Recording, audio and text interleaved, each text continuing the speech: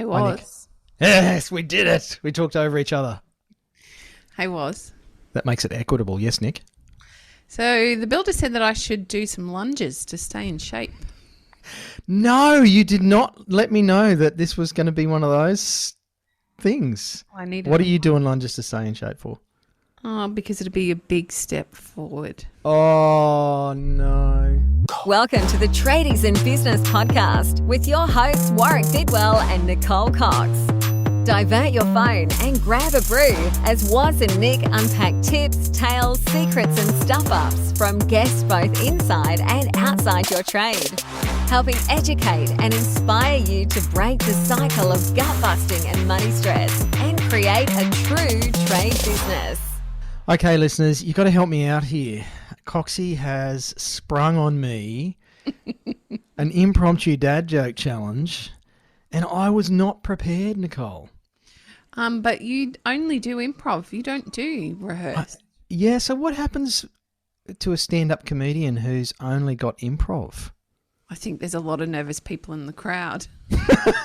And the stand-up comedian wouldn't get many gigs. No, I wouldn't think so. You'd need a bit of preparation, wouldn't you? I could steal something from the We Got the Chocolates guys, but my levels of integrity are just too high for that, Nicole. Speaking of We Got the Chocolates, I think we need to issue a challenge. Yes. I feel like we could have a duel. I'll get my jousting sticks out. A dual meltdown is what it would be. I'm not going to be any help to you. I got no material. Well, we have a secret weapon up our sleeve. We do, actually. We could bring in the Matador. I'll do the sound effects with my voice. Well, yours is much deeper than mine, so I'll do the feminine part. You do. That'd seal the deal. Righto. This is a podcast about tradies in business. Hello, tradies in business. How the frickin' hell are you? We are talking today about tools, getting off them. You're a tool. Thank you. That's why you should get off me. Not going to take that thread any further. So, this is a family show, Nicole. God, what? I meant get off my back. Yes, well, sure. Uh-huh. So, who wants to get off the tools? Everybody put their hand up. Say, yeah! Crowd goes wild. So, we hear a lot about people who want to get off the tools, and yet we talk to many more people who seem to be very firmly stuck on the tools. I feel like it's a bit of a interesting conversation, this get off the tools one. We have a lot of people that when we talk to them about the Traderpreneur program, they might first identify that they want to get off the tools and then they sort of backpedal a little bit, and you can see how they're throwing.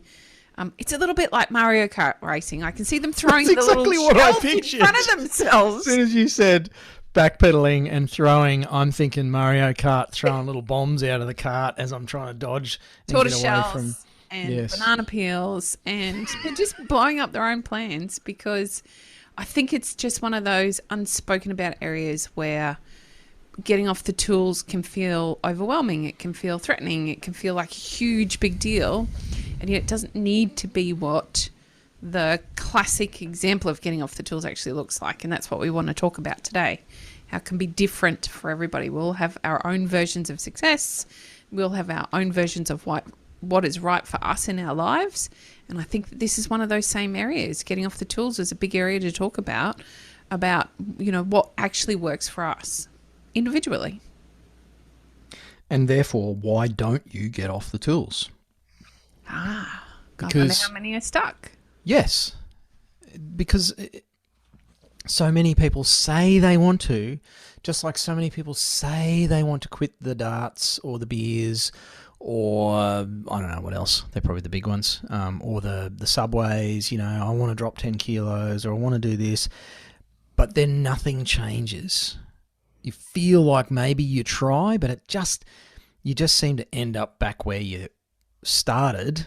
And as this episode goes to air, it's early in the year. It's only a few weeks into January, and already I suspect there's a few broken heart New Year's resolutions and goals that have been dashed 3 weeks in. So often it's unconscious behaviours of our own that we're throwing the banana peels and the squishy bombs and all that sort of stuff in front of our own tyres in our cart without even realising it, because we are missing something else. I guess I have an idea about this, Nicole. Can I share it with you? Please, go for it. Would you like me to share it with you listeners?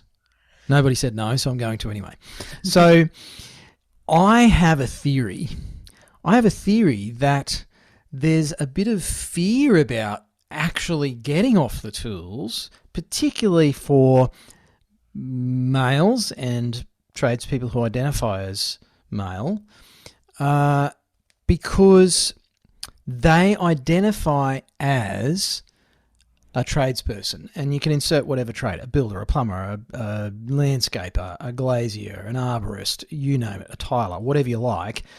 When someone says, "Oh, what do you do?" we straight away come back with that whole identity thing of I'm an accountant or I'm a builder, and that somehow says something about who I am, which is just crazy.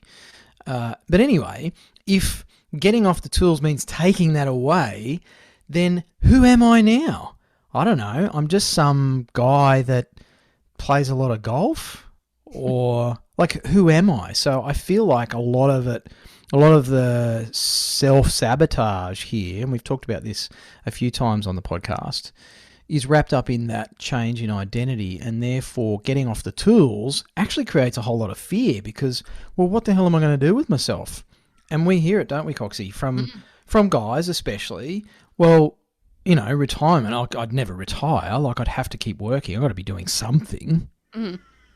And my immediate thought is, what about mountain biking and fishing and reading all those books you wanted to, or learning to play guitar and be a campfire hero like you always wanted to? Like, what about all those things? But I think part of the issue is none of those things really have an I am ... with them. I am a guitar player. Like, you couldn't say that unless you were Dave Grohl. That's the thinking that I think a lot of people have. And if I'm wrong, listeners, feel free to let me know. I'm sure nobody will, but let me know anyway. So that's my theory, Coxie. I think you have a bit of a different view on this, or another view on this. Yeah, I have a different experience, I suppose. When I talk to the builder, I think a big part of it is absolutely what you've just identified. It's that his identity is wrapped up in being, or is wrapped up in what he does rather than who he is, which I think is pretty typical, as you just said. And I also feel like there's a bit of fear around what that might look like. Like, what do I do if I'm off the tools all day long? Or is there still the control that I need to have over what's happening for my business? And there's a lot of questions that go unanswered because none of this is ever modelled. It's not modelled to us that trade businesses could be run with a person that actually works within the office or actually plays golf 5 days a week. We don't see it, and therefore we don't understand that it can happen. And yet what I guess I have seen time and time again is everybody's version of getting off the tools is very different. Just like we talk, and I mentioned earlier, around success being different for everyone. For me, success very much looks like being able to have a day off once a fortnight, and it looks like being able to have a long weekend every month or so, rather than big long bits of holidays where I travel up through the middle of Australia. Whereas for you, you've identified that you'd love to be able to take a 3-month trek up through the middle of Australia, and that would feel like success to you. So we feel very differently in what our versions of those are. Likewise, I think the same could be said in our versions of what getting off the tools for us looks like individually. And so for some people, it'll be like our wonderful client up in Toowoomba who takes a couple of afternoons off a week to go mountain bike riding. For him, that's his version of getting off the tools. So he works predominantly in the office outside of that, but does also jump onto the tools from time to time so that he feels like he's current. He's still got his finger on the pulse, his words. But for the most part, he's able to take that time, a couple times a week, to jump out of the business, spend some time off the tools, and go mountain bike riding. We have other clients that are successfully running businesses from their office. It was a big mental shift for the builder to be able to realise he didn't actually have to pick up the hammer for the business to run well. In fact, it ran better with him off the tools. Not to say he wasn't great on the tools. And when you're standing there, as all of our listeners will understand, hammering nails into the wall and doing what needs to be done, it's very hard to keep your eye on the ball with everything else that needs to happen to create a bigger business or a robust business. So therefore, him coming off the tools was actually the best thing that could have happened for the company because it gave him the space and the time to do what was necessary. So I guess to me, it's about acknowledging that there are different versions of getting off the tools. It doesn't need to mean the same thing for every person. And it's not absolute. It's not like you never pick up a tool ever again, because a lot of, again, I guess in a lot of sense, this is angled at the guys, not because I'm being a misogynistic, patriarchal, sexist wanker. The reality is the trades are still male dominated. I'm not saying that's a good thing or a necessary thing. It's just how it currently stands. But for anyone, even for any ladies out there who are on the tools, in inverted commas, and I've said in previous podcasts perhaps, and I can't remember if it was this one or our exclusive Tradiepreneur results podcast, which goes to our clients as well, that being on the tools could mean for the wives out there who are doing the books and the invoicing and, in that stereotypical and also traditional role of doing a lot of the back office support that none of these businesses run without, that's on the tools for that role and for that person. So, we work with a lot of clients where the husband wants to pull back from being out in the field doing that tools work, and the wife wants to pull back from doing the bookings and the calendar management and the invoicing and pull back from that tools work so that both of them can actually spend some time balancing out that lifestyle and taking 6 or 8 weeks or doing a long weekend a month or whatever it is. So I've forgotten the point I was going to make, Coxie, but the point that I'll make now is that as you say, it's different for everybody, and it's not an all or nothing is the point I was going to make. Yes. Being off the tools doesn't mean you never pick up a tool ever again, because you got into this stuff in the first place, particularly for the guys, probably because you actually liked building things or you enjoyed plumbing or electrical. You're fascinated by switchboards and you love all that, the satisfaction of building a great board or whatever it might be for you, or completing a customer garden. But what happens with any of those things, even if it's becoming a campfire guitar hero, when you turn that into a money-making enterprise, it can suck the life out of it and the joy out of the activity, because you have to do it. You have to do it to pay the bills and put the kids through school. And so now it no longer becomes a source of fulfillment. It becomes a monumental pain in the ass. So rebalancing that so that some of the time you go to site and you do the things that you like to do. Maybe you love standing a frame with the lads and you get a great sense of satisfaction out of that. And then you can bugger off and leave them to do all the crap work afterwards, because that's your right as a business owner. That's the whole reason that you get into business, is so you can actually balance this with your lifestyle and, create your ideal week. It's like, I want to stand a couple frames. I want to go, do the set out. I love the site cut aspect.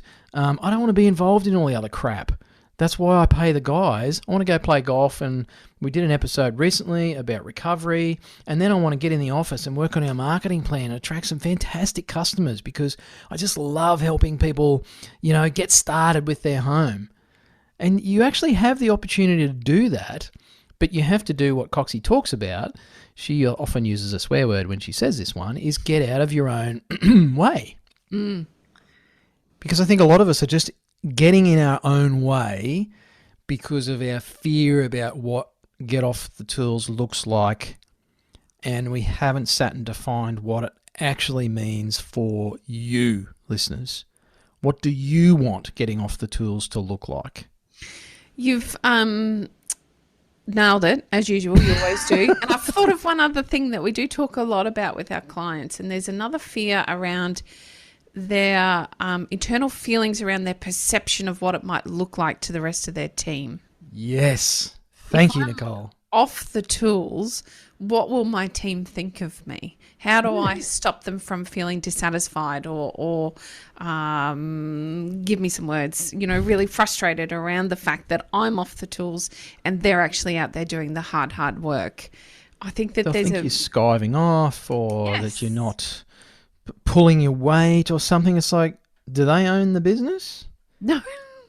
And who pays their wages? Absolutely. And without wanting that to sound arrogant, Coxie, you're absolutely right. I could not tell you how many times we've been told, just like, I wouldn't feel right. If I went and played golf every Wednesday, I wouldn't feel right. Like, the guys are out there in the hot sun, slaving away on my building site, and I'm off playing golf. Like, that just doesn't feel right to me. That's, whatever variation on that you want to say. And again, the ladies are included in this. Yes. If you're off having a long lunch with your girl pals, and hubby's out there on site on a roof, or your admin team are in the office dealing with the irate suppliers or whatever it is, and you've got the guilt because you're off enjoying mojitos in the sun with your lady friends, why should you feel guilty about that? And in fact, Coxie, most staff, if you manage it well, and I guess that's the difference here, listeners, if you put this in place well and you lead a great team, you do all the stuff that our tradiepreneurs are actually doing, what they find is the team are like, oh my gosh, of course you should go play golf. Like, you're the one that's built this whole business and given all of us the opportunity. We would prefer it if you weren't around because you're a pain in the ass when you don't play golf every Wednesday. You're a much happier person. You're a much better boss. Go away. And that's the opportunity that is sitting right in front of all of you, I believe, if you realise that it starts with your own thoughts about how this could work. Yeah, I feel like there's a great opportunity to frame this to your team. It is a big part of the business. A big part of the business is that they're not lying awake all night long worrying about figures or how they're going to pay the bills or how they're going to get the work in the door. So they also get that time off every weekend without exception, whereas you are still working on the business. So this is about the framing of what you're doing. Should you even feel the need to let them know? At the end of the day, it's none of their business what you do all day, every day. And leading by example is actually very healthy. It's great for them to see that you take your time off seriously because you actually want them to take their time off seriously so that they come back refreshed and renewed every week as well. So I think there's an opportunity to put some thought into how we actually frame that, pardon the pun, but it was a good one, to our team when we do present it to them, if we present it at all. I actually think it's less of a question than you think. And I think the only time that concern actually comes up within a team is when they're not being well managed in the first place. Yeah, if you're mistreating your staff and you're cracking the whip and flogging them stupid, and then you go and skive off, literally, and don't pull your weight, and you're not making sure that they've got the systems and the training, and you're not giving them the structure with team meetings and performance reviews and all the other stuff that people need. They want that feedback. If you're not being a great leader and manager, then that's when you're going to attract some criticism. If you're actually then also expecting them to, do the work while you're fluffing around doing whatever you want to do. But for most good business owners who are trying to do the right thing and growing and improving and following along with the podcast material, or for our tradiepreneurs, obviously they've got access to a bunch of really cool tools that help them to do that, then there's not the problem that you probably fear there might be. It's the same with anything. Of course.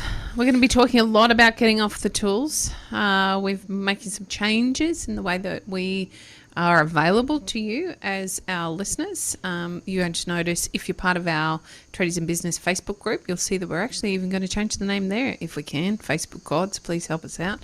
But we will be talking a lot about getting off the tools. We'll be making some training available to you, a workshop available to help you understand what it takes to get to that point of getting off the tools. Remember, this is all about your version of what that looks like, not what the traditional version is. So we will be working through some workshops. We are also putting together a resource kit to assist you in doing that. So with the first 5 steps covered. Coxie, What? it's a toolkit. Oh, okay. All right. Toolkit. I stuffed that up, didn't I? It's the Tradies in Business tool belt. Anyway. And, Nick, there's something you can do right now, listeners, when it comes to getting off the tools, and that is to figure out where the heck are you in your get off the tools journey. Yes. We have a test. You can take a test. Everybody loves a test. This one doesn't go up your nose or up your bum. This one happens on your mobile phone or your computer screen if you're a bit old school like me, which means I'm blind and I need glasses to see my phone. But you can actually take a test. It's called the Get Off the Tools test. So you can actually get a bit of a gauge on how close you are to being able to start to get off the tools or maybe come off them altogether. So it is a bit of a scorecard. Takes you about 3 minutes on average to do.